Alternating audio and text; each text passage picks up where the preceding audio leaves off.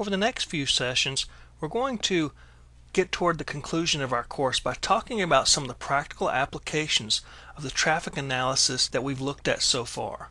Now, we can take packet captures obviously now and do a lot of different things with them, but let's look at what practically we can do with them. What use is this knowledge?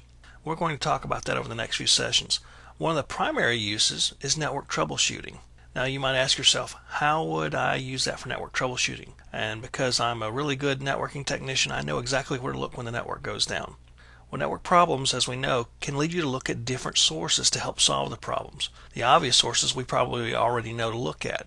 When a particular client is having issues connecting to the network, of course we go look at the host. We look at its network card, we look at its TCP/IP stack. One of the first things we try to do is ping the network and ping our default gateway and so forth. So we look at the host, of course, that's obvious.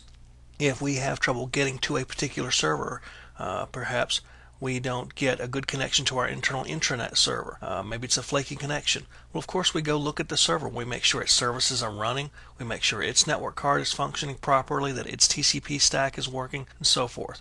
Then we look at our network devices. We look at whether our switches and routers are turned on and functioning, whether there's good connections on the ports and so forth. So we look at those. The other obvious thing that we look at, of course, is cabling. We know that probably better than 50% of network problems come from bad cabling. Cable not plugged in, or cable that's frayed or broken or whatever, or that some user has helped us with by putting it into a different port. So those are the obvious sources.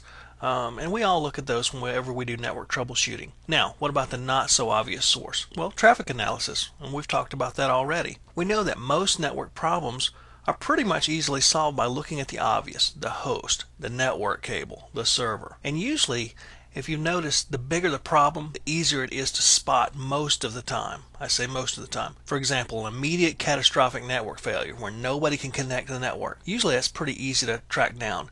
Maybe our outside connection to the world, somebody's unplugged it, or maybe somebody's cut a cable, or maybe there's a switch that's gone completely down or turned off.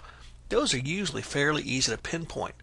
The ones that are not as easy to pinpoint, that may cause you to have to look at different sources, including traffic analysis, are the intermittent issues, the ones that don't happen on a regular basis, but they happen every so often during the day, and they cause a temporary disruption, and then everything goes back to normal quickly before you can figure out what the problem was. Those are the ones that are harder to track down.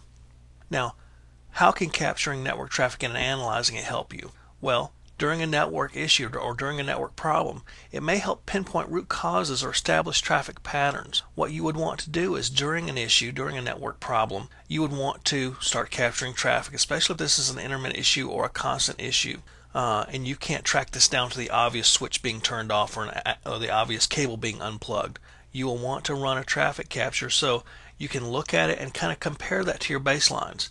That's why we've talked about baselining traffic a lot during this course. You have to baseline your traffic at various times. You have to know what kind of traffic is normal for your network during slack and peak times, not just first thing in the morning, not just at noon, not just at night, but during all those time frames, so that you know what's normal, so that you know what a problem, if it's caused, how that would be different from normal traffic. So you would run a traffic capture and then compare that to a baseline, so you could see, well, in the morning I normally have a lot of traffic because people are logging in, checking their email, and going out to the web traffic.